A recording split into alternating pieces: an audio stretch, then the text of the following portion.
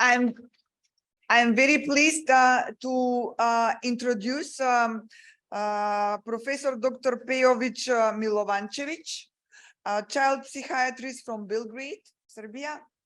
I do not have much time to speak about her background. Therefore, I am giving her a floor. So please. Thank you. Good morning, everyone. It's my great honor to be here with you today. I have to say this is my third time in Albania. It was like 12 years ago when I first came here, and I was amazed with the autism center which I visited that time. I don't know, is anyone here, but I would really like to speak with that person. It was an amazing visit, which just provokes a lot of idea in myself. And I can see how much this nation improved, and I'm very, very happy with the hospitality and the beauty of your country, and I'm really pleased to be with you here. So today my talks will be about the brain, and we will start why it's important to improve and why it's important to think about brain. So the power of early years, it's the name of my presentation. And as Roberto told you, when we are talking about early childhood development, we are speaking about the period between 0 to 8. We thought first about the first 1,000 days, but then we realized actually the first 1,000 days is not enough period to tackle this very important time of the year. So we need to go more. And 2,500 days, I think it's important to think about intervention and things that we can done. And then we talk about early development, because this is a progression of perceptual, motor, cognitive, language, social, emotional, and self-regulation skills, and very important to the things. So we know that the brains are shaped by genes and environment. And I can tell you that the debate over which factor has a great influence on the brain development, genes or environment, is over. Why? We used to say it was nature or nurture, then nature and care. We now know that it is nature together with nurture whose degree of interdependence is greater than we could ever imagine. So there are two parts on one whole, constantly influencing each other, and together they play a unique role in the development of the child's brain and in the child's future. So genes provide the blueprint for brain development, but it is the environment that shape it. So you heard from Roberto already that 90% of the brain is developed till age of 6. And you can see in these small pictures over there that we born with such amount of the neurons. But what makes our brain unique is development of the connections among these neurons. So brain cells or neurons communicate via electronic signals, thus creating circuits. So I just read something from the National Health Institute from US. Thomas Insel said that we are now developing and we are trying to understand what's going on among these connections within the neural cells. So whether a circuit will be significant depends on environment, factors, and experience. If the circuit is used, it remains throughout life. If not, it disappears. So similar to building a house, there is no good building without a solid foundation and good concrete. So, and good connections. So the same applies to the brain. So the architecture of the baby's brain is far from developed when the baby is born. And after it's born, it starts to develop even more. So simple connections are established in the earliest age, while increasingly complex ones arise during the process of development. And we know, as I told you, that genes are provided the basis of what our brain should look like. But life experiences influence how our brain will actually functioning. And this process is called plasticity. So the brain plasticity is the ability of the brain to reorganize and adapt. It's most pronounced in the first year of life and declines with the age. So this is the opportunity we need to use. So why this so significant? We know now that in first 8 years, brain developed the most. Capacity to progress is the best in this period of life. And the most pronounced plasticity of the brain is something that happened in this year. So the sensitivity to the external influences are the best. This is so-called unique opportunity to form a stimulating environment to our kids, to eliminate the risk factor and to engage in early intervention. And something that I read recently, I mean, we can go on and on about the brain. Of course, it's going to be 5 days conference only on brain. But these are few issues I just want to tell you. Is something that brain is a cultural organ. It's not only something which is biology. Why? As you can see, there are some points of the brain which are very important. And recently we found out that ventral vagal complex, it's a small thing in the brain. And this is the system for social interaction, depends on the neurons. And this ventral vagal complex is something leads the way. We smile when others smile at us, nod when we agree, and frown when we listen to what upset us. So when this specific zone of the brain is engaged, it sends signals down into our body, our heart, our lung. It calms and relaxes us. So this specific region of the brain actually explains how parents and caregivers naturally help children to regulate themselves. Babies in the early stages of life are pretty much at the mercy of us in the environment. When we smile at them, coo with their tongue and chatter, we stimulate the development of their brains, and therapy helps bring our baby's emotional arousal system into harmony with their environment. And the ability to feel what is in another is the basis of empathy. And empathy is something that we need to develop our brain. So Italian scientists, while they're doing very interesting random experiment with monkeys, they discovered that the brain zones are activated just by observing a certain action. So the brain in the experiment reacted as an observer, secondhand. So mirror neurons is something that is now very interesting to actually analyze when we are speaking about empathy, imitation, synchrony, even language development. So mirror neurons are our neural Wi-Fi, speaking in these technological terms. So we not only buy a person movement, but also their emotional state and intentions. And that is why it's so important to have and to nurture this good relationship between parents, caregiver, and children. Our mirror neurons also make us vulnerable to other people's negativity, and this is something that we call kind of emotional infections, actually. So we are speaking about serve and return. It is interaction between children and significant adults in their lives, similar like a tennis match when we are going on and on. So this process is fundamental to building the brain, especially in the earliest age. So when we speaking about future potential is influenced by early experience, and we know probably many of us about ECI, which is adverse childhood experience. We know if the child is rare with a lot of positive experience, such as loving parents, play, safe and secure places, enough food, our brain will develop well. Also, if we are aware of the negative experience like violence, poverty, hunger, then we need to overcome those atrocities and to help children develop well. So nurturing relationships is something that we know that is very important for developing brain, and babies differ from birth in the intensity and nature of reactions to similar events. Temperament. Whatever happens to the baby contributes to the emotional and perceptual map of the world created by its developing brain. So the brain is formed in a use-dependent manner. Neurons that fire together, wire together. When neural networks fire again and again, it becomes a default setting, the response that is most likely to occur.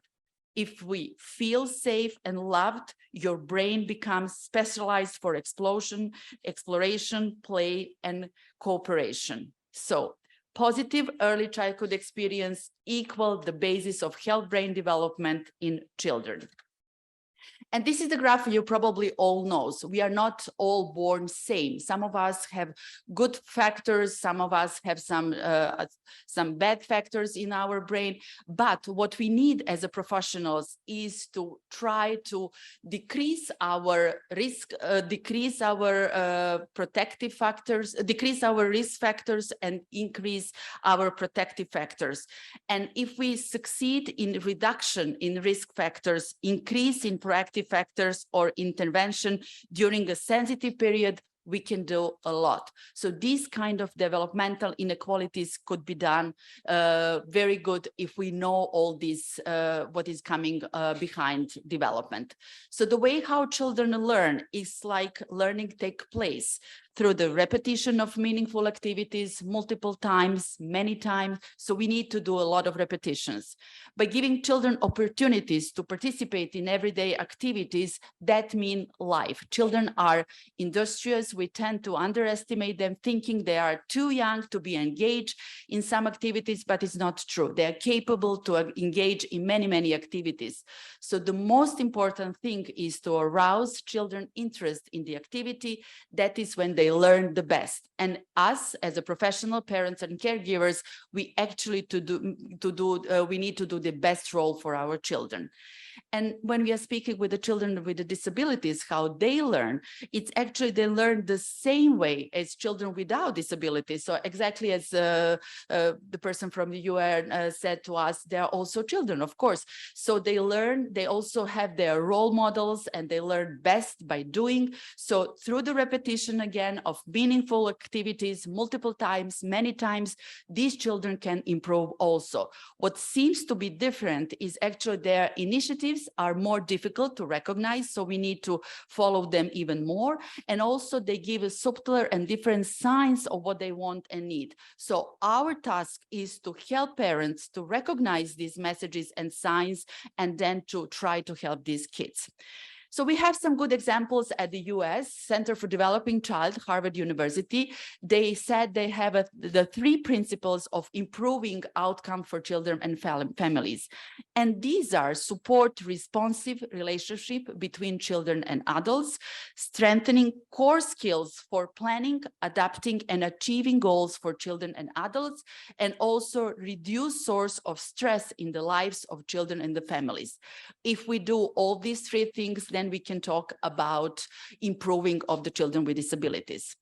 So when we are talking about responsive relationship, which means stimulating and sensitive relationship for children, that means promoting healthy brain development and also providing protection against potential toxic stress during childhood. And this toxic stress have a terrible, terrible effect on the brain in developing. Also for adults, that means promoting well-being and self-confidence, need to overcome stressful situation, and all world is under the stress, and we know how much wars we have and atrocities. So we need to take care not only for children, we also need to take care for their parents and all of us who are doing with the kids.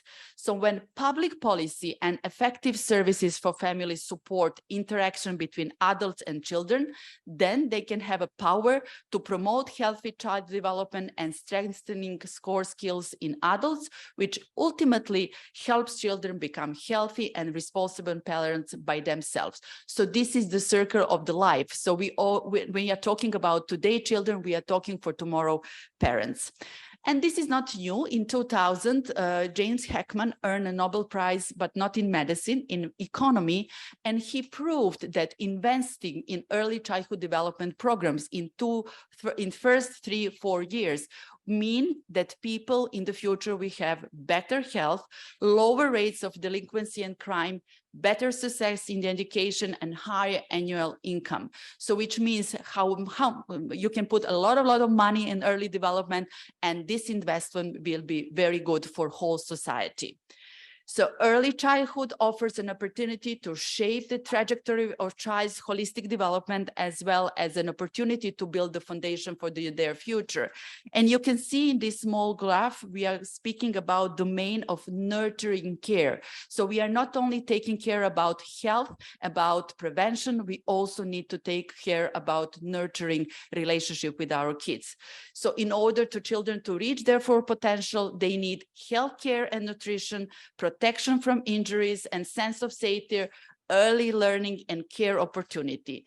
All of this, all of the above is necessary to nourish the developing brain and to the developing body. So we need to look a lot about this. So availability to this, to early support system and to share children who are at risk is actually something that we need to work on. So we right now know that there is about 16% of the kids who need our more attention and who needs more professional care, and the percentage of children with developmental disabilities are unfortunately higher in poor families, families with mothers who have lower levels of education, outside urban areas, and children who did not attend educational institution in their life. So this is 4 key points that we actually need to stress up if we want to take care about the responsibility for the early development. So reacting at an early age is the answer, because later it becomes increasingly difficult to fix the problem.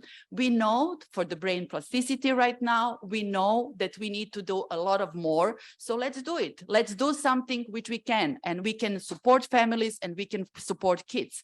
So when child's brain does not get what is expected and needs, especially during these most sensitive and rapid periods of early childhood development, the effort required to correct it in later life is enormous, and obtaining optimal results is extremely unlikely. So let's not use this precious period of early childhood development when we can do and help a lot. So the depth and severity of the problems later in life is associated with deprivation and early childhood, and this can be corrected by means of early reaction. So for many, many millions of most of the vulnerable children in the world, we often miss this opportunity. And I'm very happy that we are all together here and that we are all, I hope, have the same in mind, that we can do a lot by investing in early childhood development, investing in parents and our children. So thank you very much for your attention.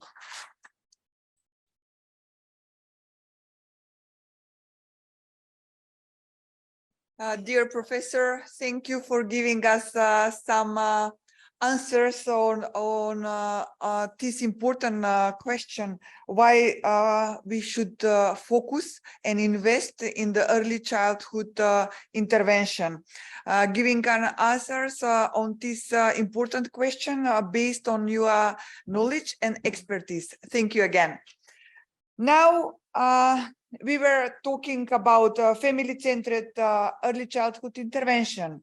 So what does it mean and how does it work? We can hear from Emily. She is a legend on the field, and we are very happy that you are together with us and you can share your knowledge and experience with us. The floor is yours, Emily. Thank you so much. It is such a joy to be with you today, a great honor, and I'm delighted and thrilled to be surrounded by many friends that are here, and very, very fortunate to be able to be with you. I'm going to be talking about how do we do it? How do we move forward? And it's much like a symphony orchestra. There is a conductor, and that conductor is coaching and mentoring the family and all of the specialists who work to support the family. But the focus is, of course, the child. So as a good conductor, she plays the instruments together and makes sure that there is harmony, respect, and trust amongst all the members of the team. And the team is the family, the parents especially, and each of the specialists who are working with them. So basically, that is the secret of what we do. Family-centered ECI was originally called family-focused ECI, and it was something that fully involved parents. From the very beginning, the daily activities are the most important in the development of the child. So we try to include them within ECI services. We do this and realizing that we are going to be attaining parental rights as well as child rights. When you go through reading the CRC for parental rights, you begin to see how important the parents' role is. They are the decision makers. They are declared internationally to be the leaders. Do we give them that opportunity? I hope so in every case. The CRPD is a further emphasis of the same points. We seek to identify family and child strengths. I cannot emphasize this enough. We do not talk about deficits, disability, or deficiencies. We talk about the strengths that each child and each parent has, and the family as a whole. We are building on the capacities. If we emphasize the negative, which is unfair because it isn't that really that important in the end, and we don't recognize the strengths, we will not achieve what we want to do. But we use those strengths to address the needs as identified by the parents, as identified by the children. Oftentimes, older siblings will often say, well, I think my little brother should do such and such. So we are working to meet the needs, but we do it from a place of strength, not from need. To strengthen family networks is part of this. We may not originally have thought of the family network as important in our therapeutic work, for example, but in actual fact, a family that's unsupported is a family that's isolated, is a family that is not a part of the community. So building networks and doing what we call echo mapping, the opportunity to see what it is that families have as a network of support, is extremely important. We also have to overcome stigma. And when people forget about what the situation is, the old ideas from past generations float away and the behaviors change in the family, then the attitudes change in the community. And overall, there's a value shift. It may take 5 years, 10 years, 20 years, but it will occur. Whoops, I just turned it off. I hit the wrong button. Does somebody know how to? It's on, it's back on? Oh, thank you. Sorry about that. We seek to ensure that parents are full members of a transdisciplinary team. Now, we've heard about multidisciplinary. Nobody's mentioned transdisciplinary. Transdisciplinary is when you have a primary service provider. This is the lead person selected by the family and by the team as a whole to work with the family. And that individual is the filter for bringing all of the ideas and competencies together to work on the strengths and to address the areas of need that are identified by the family and by others. And these transdisciplinary teams do comprehensive developmental assessments. So they're looking at all the areas of development of the child, and they work on individualized family service plans for those children who have been found eligible to be in the program. So we engage parents throughout all of the preliminary period, but most especially in the visits made in the daily natural environment of the child. Not in a center, which is a center for ECI, not in a therapy center, not in a hospital, not in a clinic, but where the child lives, where the child is. It could be a daycare center, a childcare center, but it's so important that it be in their setting and it be an activity of coaching and mentoring the parents to use their family daily routines. Family-focused ECI is evidence-based. Family-centered services are highly effective in helping families to meet their needs and develop their children well, with the goal of attaining their full potential. And that's the goal. It may not be the absolute perfection that somebody wanted to have, but the child will be fully developed and fully happy and fully contributing to society. FECI helps strengthen parenting competencies, prevent child abandonment, which was happening greatly in our region here. Abuse and neglect can be ended through very fine interventions that are part of the activities. And then the preservation of families oftentimes occurs because in many cases, without support, a family will break apart. And our ultimate goal is to include children in school and society. The impact is something that people don't oftentimes think about. In the old days, with only rehabilitation services, the number of contact minutes was quite minimal. In rehabilitation, basically, a therapist works with a child in one area of need, say in language, as a speech language therapist, providing anywhere from the 30, I've seen it even as short as 20 minutes, 30 minutes to 60 minutes per visit. And these are just the child and the therapist together. And this happens once or twice a week. There are a few programs I know I've seen in Bulgaria where you have half a day, one child with one therapist. It's an extremely expensive approach, but it also turns out that it's very distant from the family. Total contact minutes in a week can be between 60 to 120 minutes for the child. Think about it. That's just a tiny drop of time in the days, the life of the child.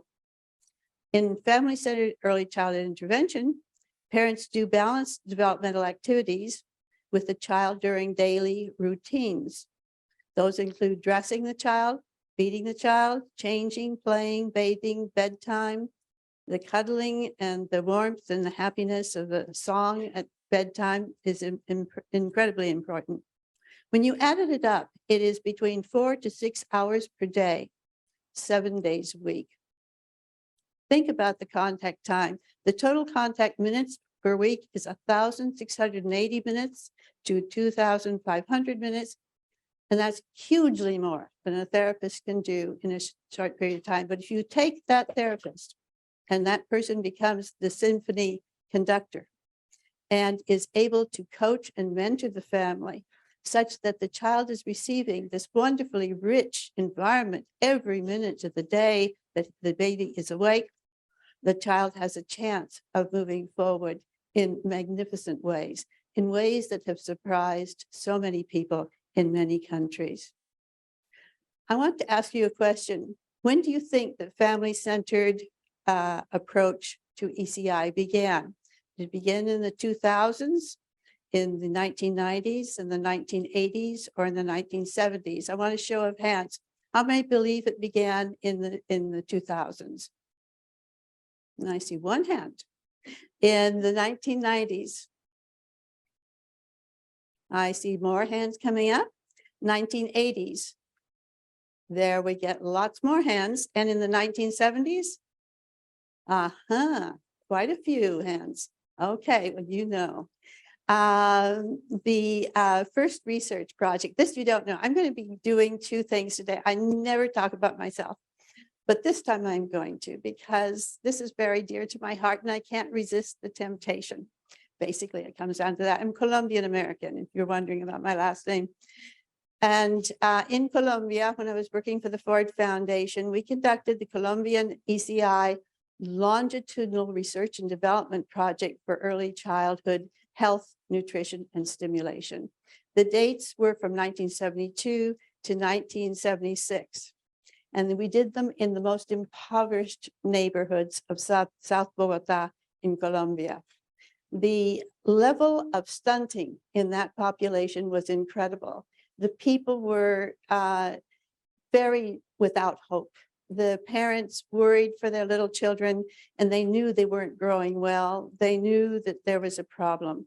This program came in and it provided help from the Colombian Institute for Family Welfare that had a magnificent team of specialists in public health and in nutrition.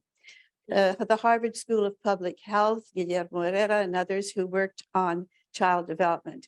Then the University of Gießen from Germany, the leaders in the, at the time in nutrition. The High Scope Educational Research Foundation that had developed an infant curriculum done by Dolores Lambie and promoted by Dave Weichert, who did some excellent work. And then the Ford Foundation, I happen to be the education advisor for the Ford Foundation, and they gave me half my time free for research. So I got to play in this project, which was a fascinating thing. And we supported the High Scope infant simulation section.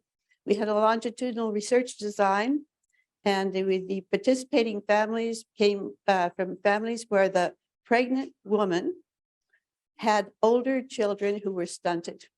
And these children, when you live around stunting, the first child is somewhat stunted, the second one is more stunted, the third one is very stunted. So you're seeing a tremendous decline of capacity as the nutrients drain from the body of the mother, right, literally. And the opportunities for growth and development reduce dramatically for the new one to be born. So you expect the next one to be even more stunted and with more difficulties. So the key features of this design, control group design, was that there were family-centered activities and child development activities. Everything was done in the home. We hypothesized that that would make the difference. Home visits were made by paraprofessionals, but they were trained very well and supervised by professionals. This research design was a 2x2 design. Health services were provided to all children along with measurements. We found out measurements made a difference. Children who were measured, parents thought they were more special, and they paid greater attention to those children, which was a fascinating result that we hadn't realized. Then health services and nutritional supplementation were provided to a second group. A third group received health services and infant stimulation, and the fourth group received health services, nutritional supplementation, and that was for the whole family, and infant stimulation. Which group of children did the best in this research design, do you think? Number 4, yes, number 4. What was the next one? It depends on how you look at it. This group 3 of health services with nutritional supplementation grew better than group 2 with health services and infant stimulation, but that group had children who scored higher in the Griffiths test. So the fact of the matter is you need all 3. And we've known that since 1976. And we're still fighting the effort. We're still trying to get a real development of children in this world. It is not an easy task. The fact of the matter is that the wonderful presentation that Milica just made is absolutely right on. This is exactly what we need to do, and we need to be developed throughout the world. So we're moving from rehabilitation to family-centered ECI increasingly to be able to serve more children better. And it's a continuum. If you look at, you see legacy services, that's our rehabilitation services, which have a lot of very good things about them. Evolving services, which are the changes that are going on now. That's where we are. We're in a huge evolution right now. And a few centers in a few countries have very contemporary ECI services. And they are growing, and they're growing rapidly. Some countries have received close to nationwide coverage. We have a representative here from Georgia where they have done miraculous work in covering the country. But it is with great effort that they have done it. From a structural point of view, we're moving from a medical to a social model.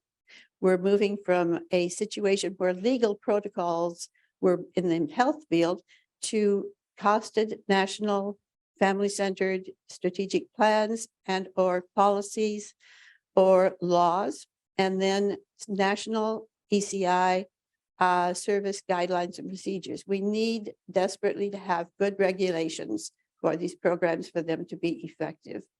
And we know a lot about how to do that now.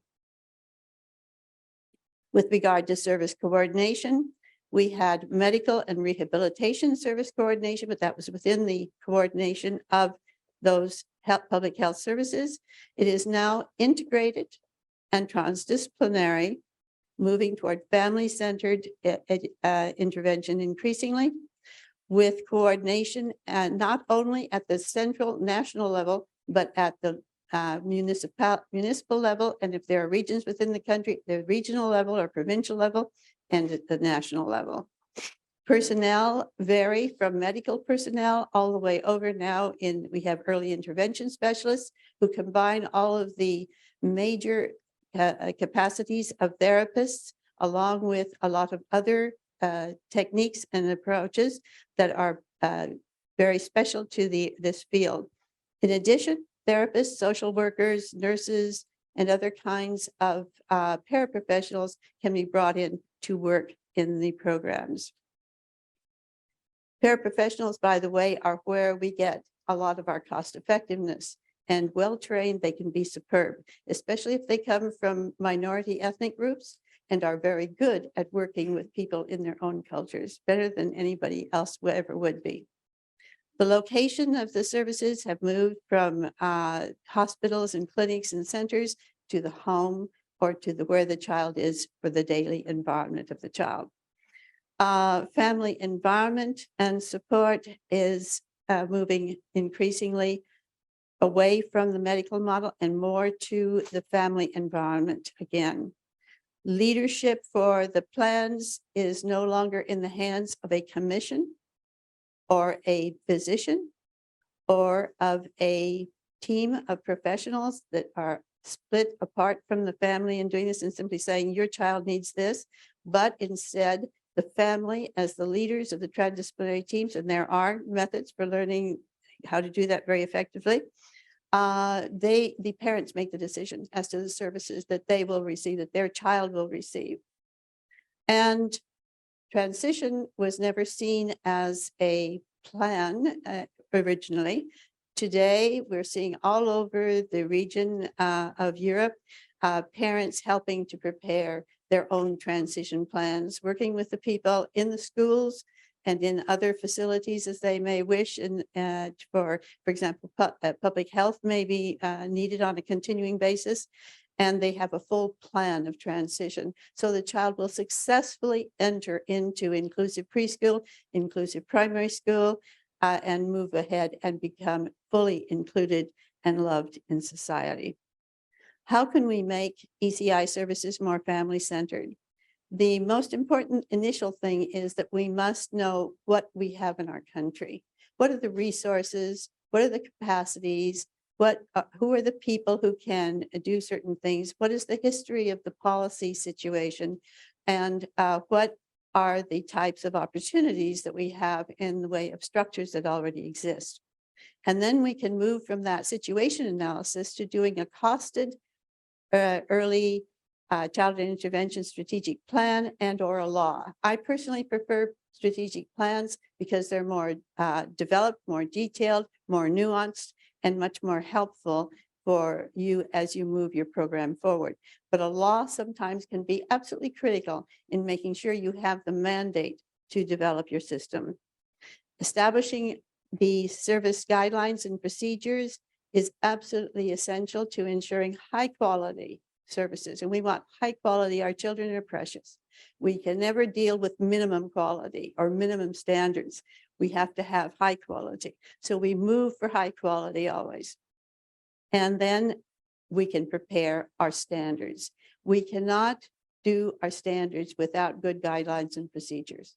We end up by wondering, well, what do we really want to do in that? What is the period of time that should be for such and such? What is the eligibility? You have to answer those questions first before you go into doing your standard setting.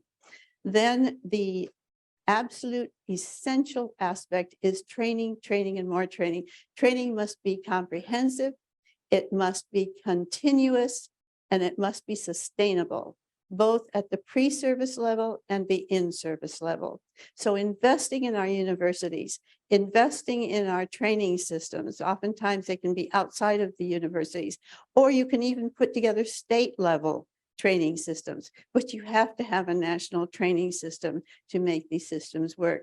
And in the end, they're very helpful. And for those of you who are therapists or have been therapists, let me tell you that when you do this well, you will have better salaries, you'll have well-traced careers, and you will have greater professional standing because it is solidly based in a full system, and there's a continuity over time, and there's far greater security in the long run. Diversified funding will always be necessary. You need to have a cost category in each country to be able to attain these goals, but it is absolutely critical to be able to create the professional standing of the professionals working in early childhood intervention. Key services that make ECI more family-centered include supervision. We need to have good supervisory systems, a monitoring and evaluation system, and we have a pretty good understanding of what the input, output, and outcome variables are. And child tracking systems. And I wish I had time because I'd love to tell you some of the exciting things that are happening in child tracking. But there is great hope for our being able to have a continuity of knowledge and service and support for children over time through nationwide child tracking systems. It's being done right now in Colombia and South America. We started early.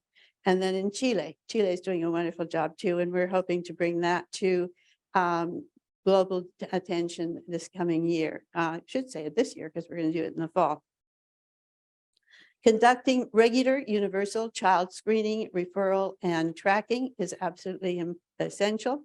And there's been a great effort made. I want to applaud UNICEF in its effort throughout the region for many things. But for one of the things is to absolutely insist that we must have regular and universal child development screening and monitoring in order to identify all the children with developmental delays, as well as the ones with disabilities, who really should be given attention. And our at-risk children, our preterm, low birth weight children, the children with micronutrient disorders upon birth, etc. This is extremely important that we capture those children early on and work with their parents, build on the strengths of the family, and move them forward. We should be using comprehensive developmental assessments and choose one or two for the country and establish an eligibility statement that is clear, that is open, that is embracing of all the children who need to have the services. Developing individualized family service plans, but ensuring that the parents are the decision makers, that these are their goals and these are their particular types of services they want to have. We had a lovely presentation yesterday. Sorry, people from Emily. Yes. Sorry, I have been. I'm So okay. 3 minutes, please. Okay. Unfortunately, we are running out of time, and I fully understand. I was going to say that the wonderful presentation from New Zealand. I do encourage you to listen to her presentation later on. You'll see that there's great work being done there. Providing the services in the daily environment of the child and preparing the transition plans and training supervisors. So my point is that you can do it. And there is a model in, I'm just going to tell you very quickly, in Austin, Texas, that I began in 1979 after I left Colombia. And it went from 12,000 investment at the beginning, which was my going away present from the Ford Foundation. And it is now a $12 million program. It is in 2022, we served 3,412 families. Basically, we would be covering the country of Montenegro in this particular case, and it's grown. It's taken a while, but it's grown tremendously. We did over 47,000 direct service visits. And I'll just give you one result that 99% of the parents report increased knowledge of child development, and they are planning for their own future in a far better way, and they say they're confident in their parenting. And I'm not going to show you let's see if I can keep that right there. Just a second.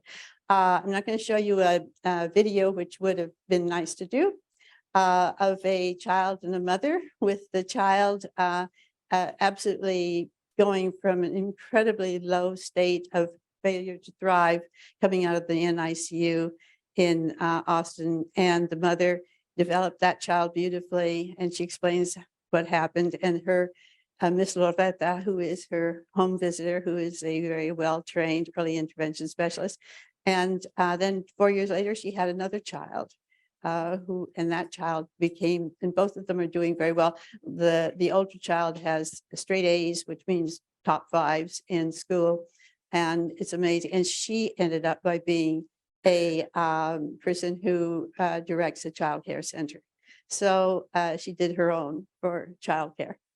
My point being that if that mother could do it, you can do it too. You can build your own program. You can build your national ECI program, and you can ensure it's family-centered, and it's all doable. We know how to do this. There is no big secret left, I don't think. And we need to learn from all of your experiences and share. By working together, you're going to be able to move forward very, very well. Thank you so much. It's such a pleasure to be here.